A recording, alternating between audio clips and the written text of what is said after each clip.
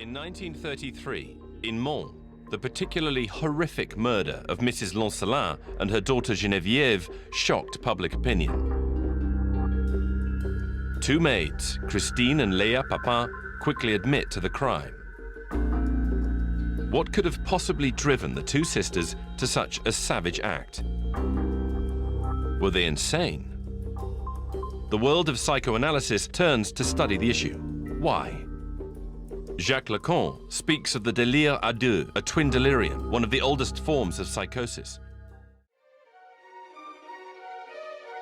The first report of the findings describes the horror of the scene. Geneviève Lancelin's body lies face down, the right arm extended, her hand covered in blood, some of her hair glued to it.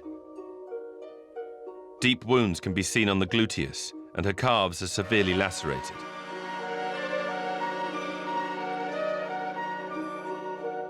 Mrs. Lancelin's body lies on its back, legs apart. Only the right foot has a shoe on. The deceased lady had the right side of her face and skull completely smashed in. The eyes have been removed. The mouth is no longer. The teeth were projected here and there. We found a detached eye on the top step of the staircase, leading down to the ground floor, 2.25 meters away from the body. And the second will later be found underneath the body when it will be removed. Bone and teeth fragments are found here and there, as well as hairpins, combs, a hair slide. The murder weapons are a kitchen knife with a triangular blade and a black handle, covered in blood. It's found against Mrs. Lancelin's body at the height of the right hip. A heavy pewter pot, also covered in blood, has hair stuck to it. A hammer, covered in blood, found near the Papin sisters' bed. There's a glass in the sink, broken.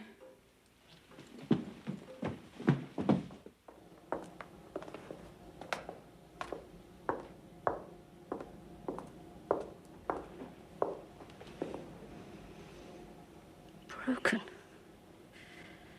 Nerve. What on earth can they be doing? Maybe they'll go away.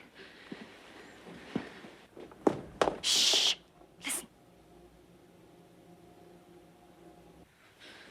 What will we do, Christine? What will we do? Léa. Maybe they're upstairs. I'm going up there at once. I have to go down.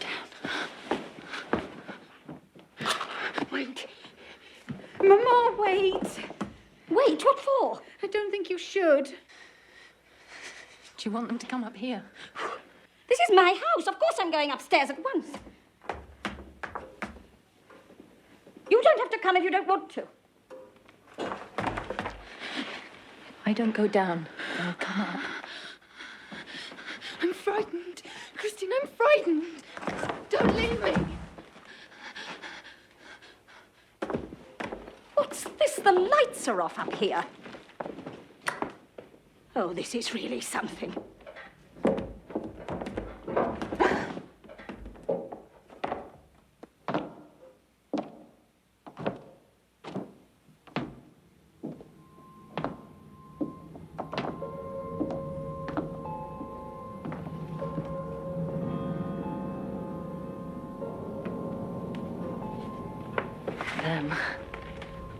Madame has come back.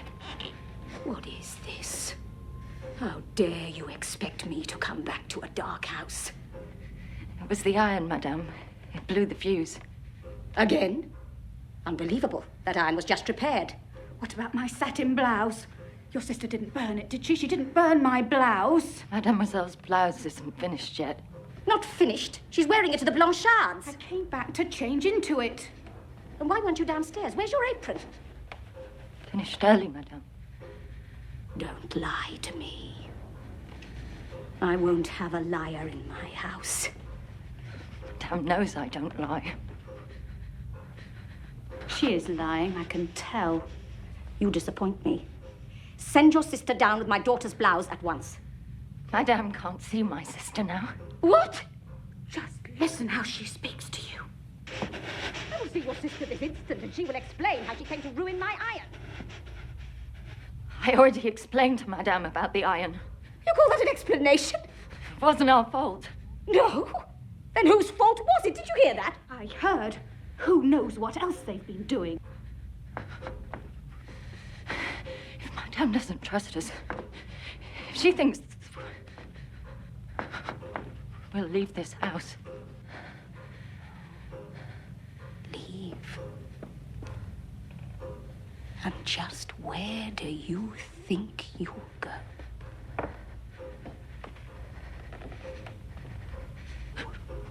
Find another house. Will you? Not after what I've seen tonight. Madame has seen nothing. Nothing. Nothing. That hair, that face. You smell of it, my dear. Oh, Madame, stop, please. Not another word out of your mouth. Breaking my iron, my house in darkness. I already told Madame it wasn't our fault. Going to church every Sunday thinking you were a child of God. Madame, you have no right. No right? You must be mad. She is mad. Just look at her. It's you who have no right, Christine.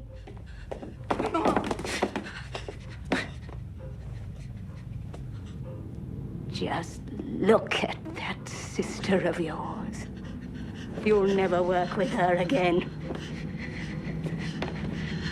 God forgive me for what I have harbored here. You dirt! Scum! Scum, sisters! My sister. My sister. My sister!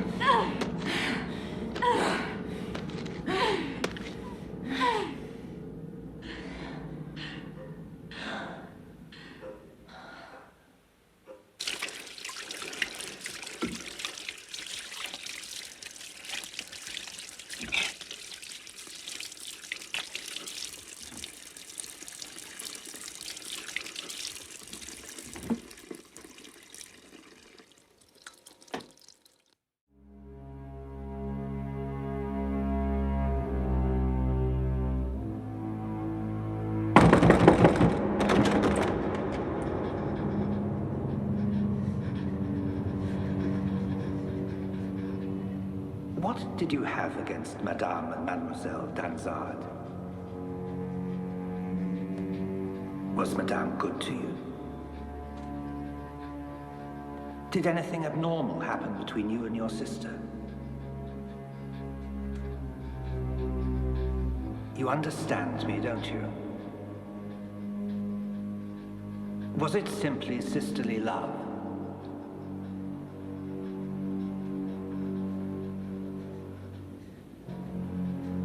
Speak.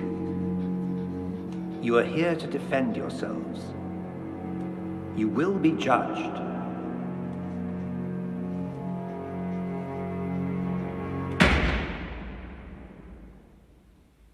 Leia. I won't, Leia. I beg you.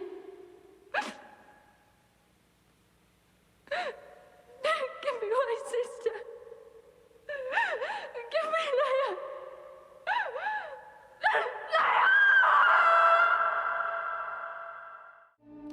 Christine Papin's first questioning, confirmed by her sister Leia, is a matter of consternation. My mistresses, she says, came in around 5:30.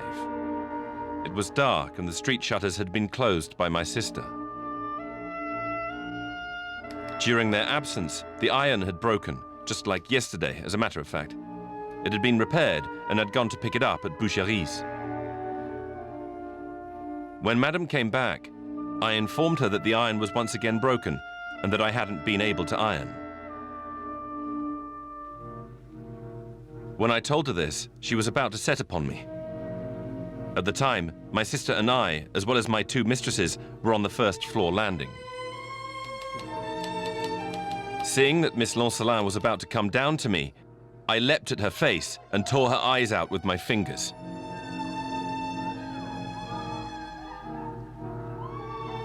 Meanwhile, my sister jumped on Mrs. Lancelin and also tore her eyes out.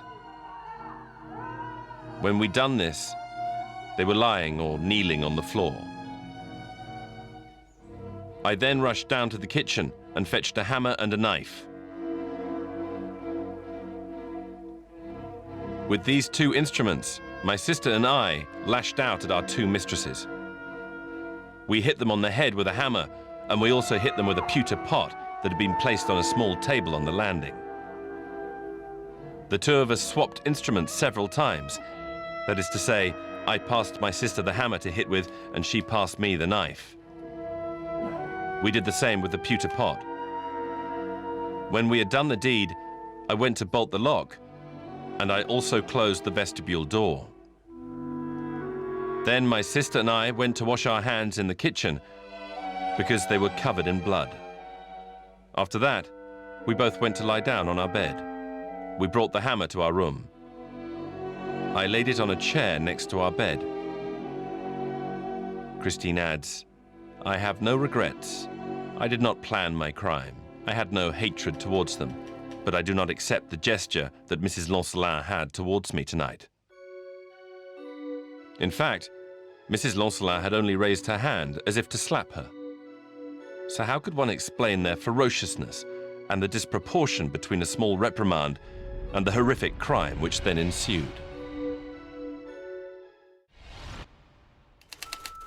We must go back to the history of the Papin family to imagine Christine and Léa's character.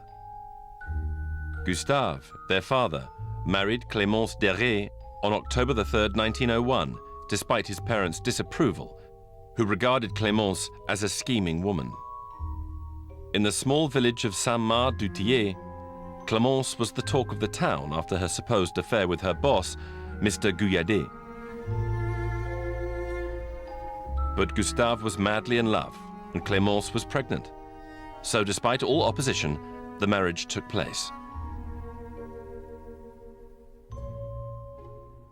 Baby Emilia is born on February the 12th, 1902. Clémence is authoritarian. She dreams of a comfortable life and has no affection for her daughter or indeed for her husband. Gustave asks himself questions. Was she really having an affair with Mr. Guyadet? Jealous, he tries to surprise the couple, in vain. He decides the family should move to another village, hoping his wife will change if her suspected lover is no longer close by. In July 1904, he announces to Clémence that he has been hired at the Marinier sawmill, 8 kilometers away, and that they will therefore be moving. She reacts furiously, telling him he's mad and threatening to kill herself rather than leave. But once her anger has subsided, she takes stock. She is pregnant again. She wants a divorce, but who would want a woman who's several months pregnant? She resigns herself to move to Marigny with little Emilia.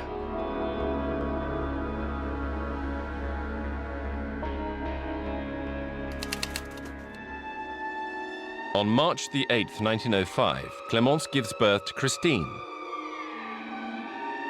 But the relationship between Clémence and Gustave deteriorates, and Clémence constantly complains about how tired she is of taking care of the two children.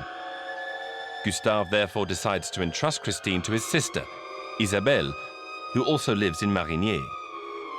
Isabelle lives on her own, and for her, men have always been the incarnation of evil. But she longs to be a mother and happily welcomes the girl. Christine will stay with her aunt for 7 years, 7 years of happiness. In the autumn of 1910, the Papins settled in Le Mans. On September the 15th, 1911, Clémence gives birth to her third child, Léa. After the birth of her last child, Clémence leaves Gustave and asks for a divorce. Gustave sinks into alcoholism, so Clémence then entrusts Léa to her brother and places Amelia and Christine in the Bon Pasteur orphanage. C'est une enfance qui a été manifestement donc privées d'affection maternelle et d'affection donc paternelle. Elles ont été donc très tôt retirées de leur mère, non pas par une intervention extérieure, mais parce que donc leur mère considérait que elle devait donc subvenir donc à ses propres besoins et à ceux de la famille, et qu'elle ne pouvait pas concilier le travail et puis le fait d'assurer l'éducation de ses enfants. Donc toutes les trois vont être placées dans des institutions donc religieuses, et Emilia, l'aînée, entrera d'ailleurs dans les ordres. Christine planned to follow her sister's example. She had found her place in the Bon Pasteur institution, and community life suited her. But her mother didn't see things the same way. After her brother's death, she places Léa with the Sisters of St. Charles in Le Mans and impatiently waits for Christine to finish her schooling before taking her back in. Clémence, donc la mère, Clémence de Ré, a été très perturbée par le fait que sa fille entre au couvent, sa fille aînée.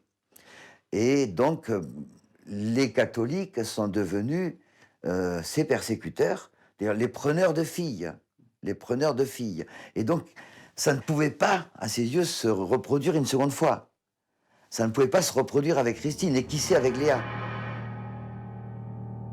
In 1920, Christine is 15 years old. Her mother withdraws her from the orphanage and places her as a maid with different employers.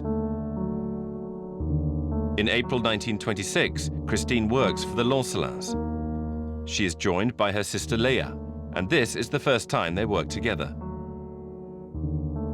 She takes her role as big sister very much to heart, echoing the gestures of protection Amelia had for her, and especially those of tenderness that her mother never gave them. Mrs. Lancelin is very demanding about the way she likes her house kept, but the two sisters apply themselves to their work conscientiously. Pour les deux bonnes, Christine et Léa, le lever se fait à 7 heures du matin. Le matin, c'est le marché, c'est aussi la préparation du déjeuner. On peut aussi commencer à préparer le dîner du soir. Il y a davantage d'effervescence si la journée est un jour de réception. Et puis, après le déjeuner du midi, en principe, les domestiques avaient une liberté souvent de 2 heures. Elles étaient libres de faire ce qu'elles voulaient. Elles pouvaient sortir, rester dans leur chambre ou au contraire dans le logement qui leur était attribué. Elles percevaient des gages qui étaient des gages fixes tous les mois. Et puis, donc, de temps en temps, on pouvait bien sûr avoir d'autres compensations financières, des étrennes. Et dans le cas des Soeurs Papin, comme on a aussi les premières assurances sociales, c'est Monsieur Lancelin qui, en plus des gages, a fait le nécessaire pour qu'elles puissent bénéficier d'une protection en cas d'accident. Christine and Léa have finally found a stable position where they can settle down, until the incomprehensible tragedy.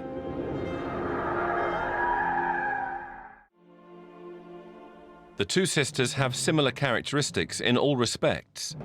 Their mentality is in no way pathological and comparable in every sense, except that Christine is slightly more intelligent than her sister, and that Léa has a more closed and less expansive character. The report, however, reveals that Christine is attached to no one apart from her sister.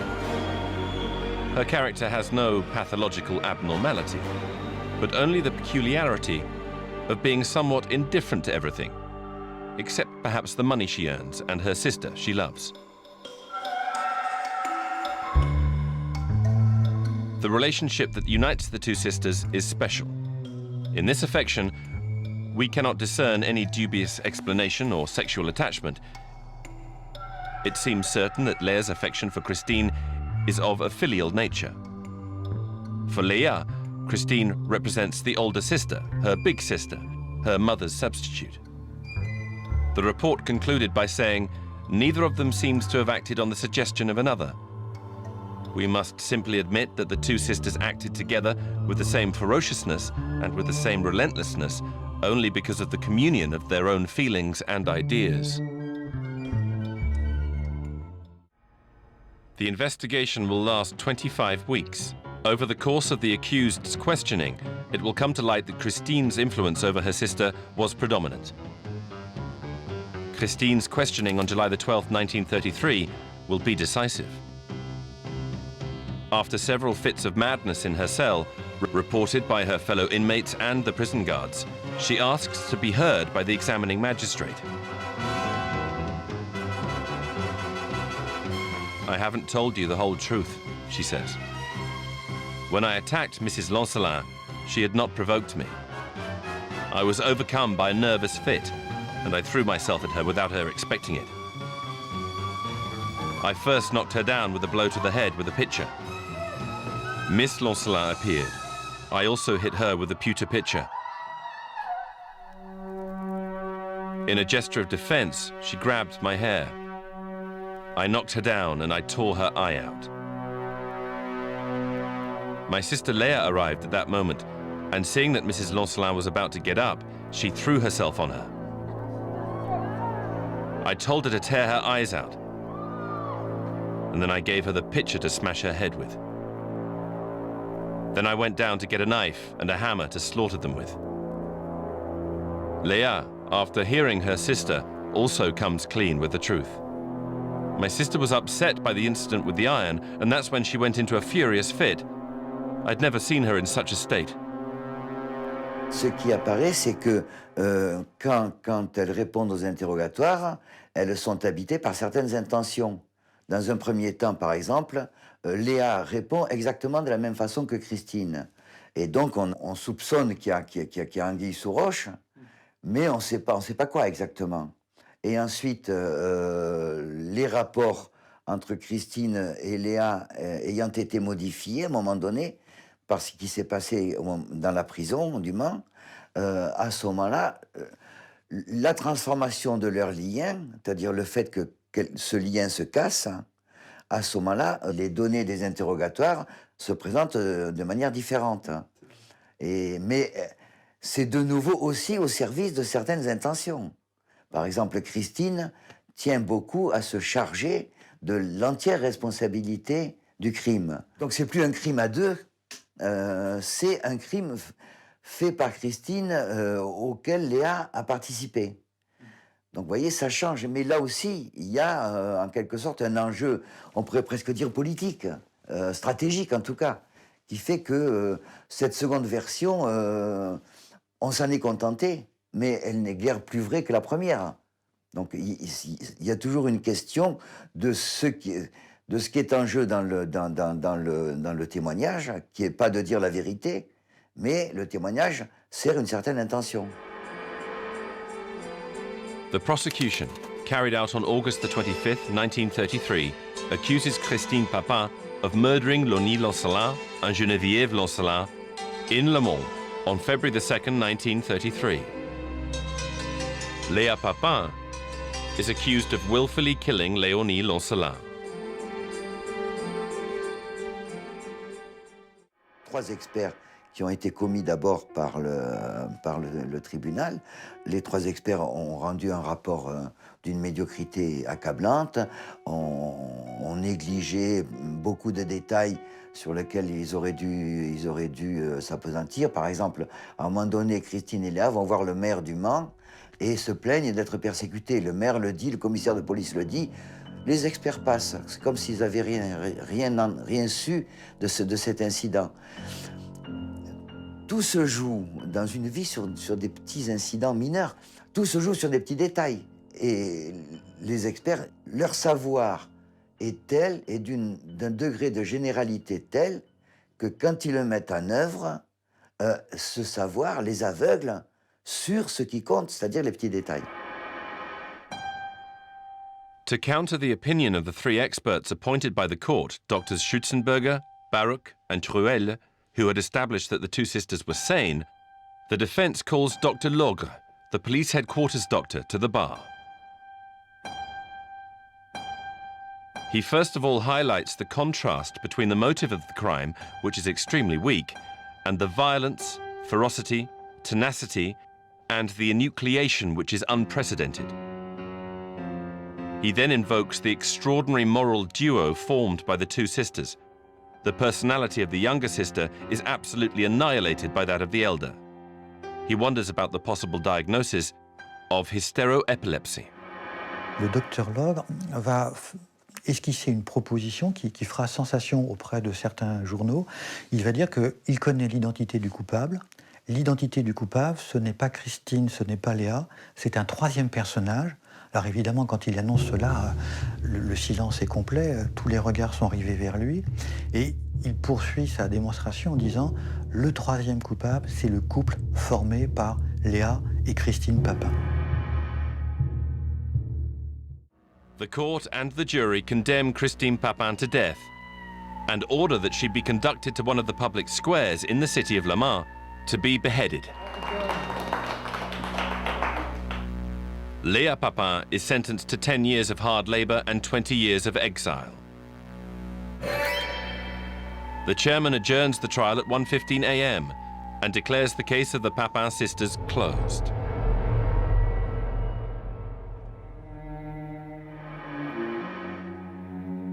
Nevertheless, what if the two girls were well and truly mad?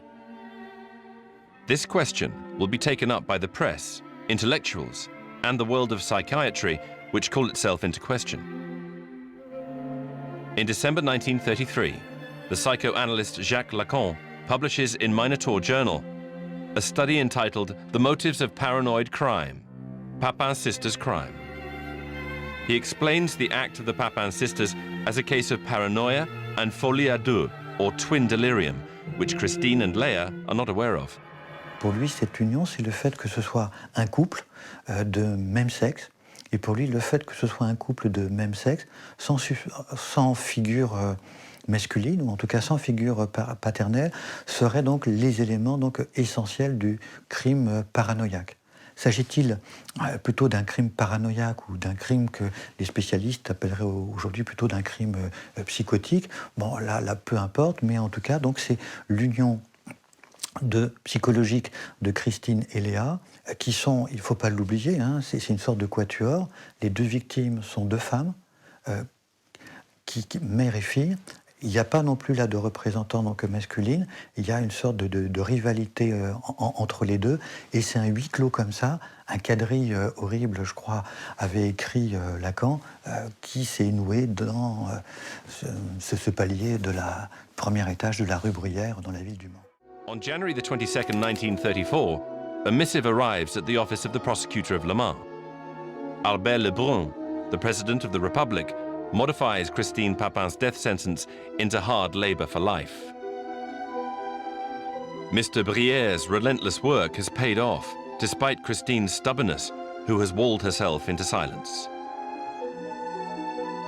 Emaciated and very weak, she refuses to eat. Staring into space, she refuses to sign her clemency. Germaine Brière invoked her irresponsibility. 2 days later, Christine is transferred to the central prison in Rennes. On May the 12th, 1934, Dr. Porez, the prison doctor, requests that Christine Papin be given an emergency psychiatric examination. Her mental state requires it. On May the 25th, she is admitted into the service of Dr. Guillaume at the Saint-Méline Asylum in Rennes. He discovers a state of melancholy. She refuses to eat. Christine herself believes that she should not live because she says she was sentenced to death. He adds that she is engaged in a schizophrenic spiral. Put in the presence of her sister, she refuses to recognize her.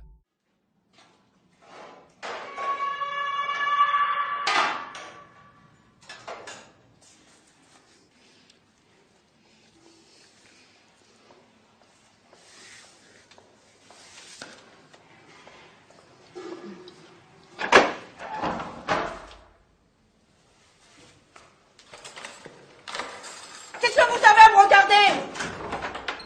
C'est des amis à moi? Et tu te rappelles pas que t'as assassiné tes patronnes, la mère et la fille d'Incelan?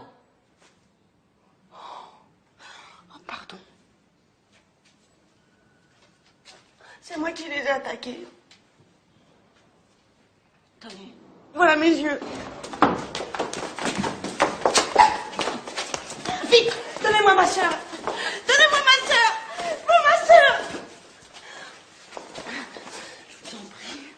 Léa, je veux Léa.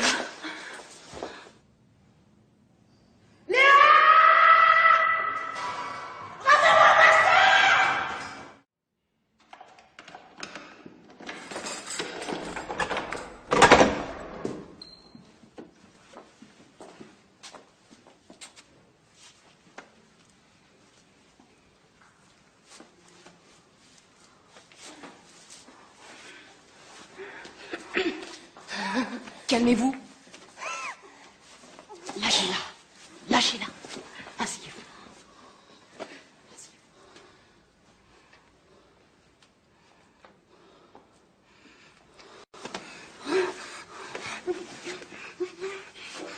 Dis-moi, William. Dis-moi.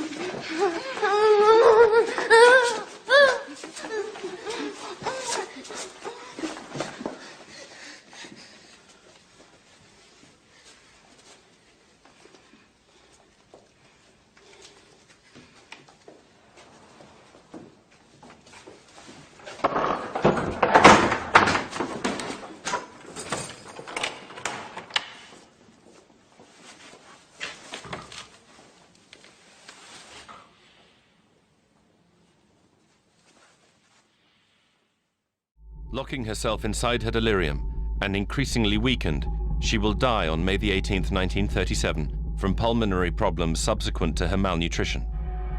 Quand on suit l'affaire tout du long, on s'aperçoit que Christine, en quelque sorte, se laisse mourir à l'hôpital psychiatrique, se laisse mourir très rapidement de faim, ce qu'on appelait cachexie vésanique,